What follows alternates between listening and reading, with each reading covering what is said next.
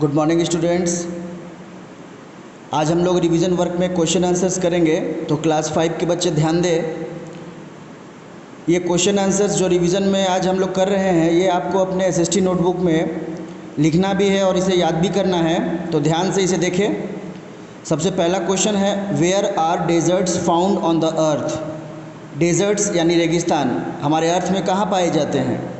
तो आंसर है, deserts are found on the earth between 25 degree to 35 degree latitudes on both sides of the equator. तो ये इसका location है, 25 degree से 35 डिग्री के लैटिट्यूड के बीच, बोथ साइड में, दोनों साइड्स में ये पाए जाते हैं। बोथ साइड्स कहने का मतलब है कि नॉर्दर्न हेमिस्फीयर और साउदर्न हेमिस्फीयर।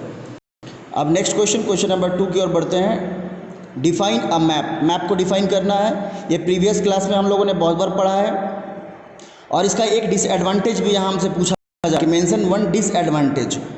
तो इसका आंसर है, a map is a representation of the earth surface और a part of it on a flat surface. Actually में हमारे अर्थ सरफेस का एक मैप किस में हम लोग ड्रॉ करते हैं? किसी फ्लैट सरफेस पे, किसी पेपर पे। तो ये एक रिप्रेजेंटेशन है हमारे अर्थ सरफेस का, या किसी अर्थ सरफेस के किसी एक पार्ट का। अब इसमें पूछा कि एक डिसएडवांटेज क्या है, तो maps distort the shape and size of landforms.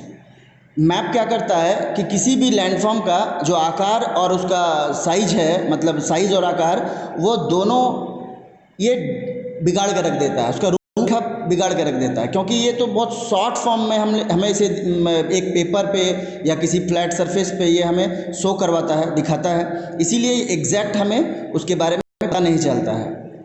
Next question number 3, what happens to the climate when we move away from the equator. हम लोग अगर इक्वेटर से दूर जाते हैं तो उस का क्लाइमेट पर क्या असर पड़ता है?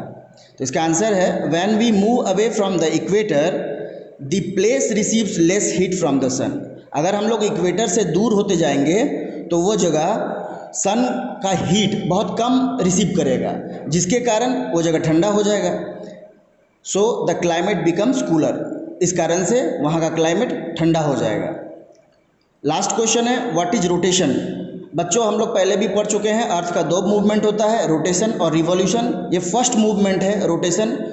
इसमें अर्थ अपने एक्सिस पर चक्कर लगाता है, एक लट्टू की तरह कह सकते हैं, एक पॉटर्स व्हील की तरह, एक कुम्हार की चाक की तरह। जिस तरह से वो अपने एक फिक्स्ड पॉइंट पर घूमते रहता है, उसी तरह से अर्थ भी एक फिक्स्ड पॉइंट, जिसको हम लोग एक्सिस कहते हैं, उस पर वो चक्कर लगाता है, जिसके कारण डेज और नाइट्स होते हैं, दिन और रात होते हैं। तो इसका आंसर है, the movement of the earth on its axis like a top और potter's wheel is known as rotation.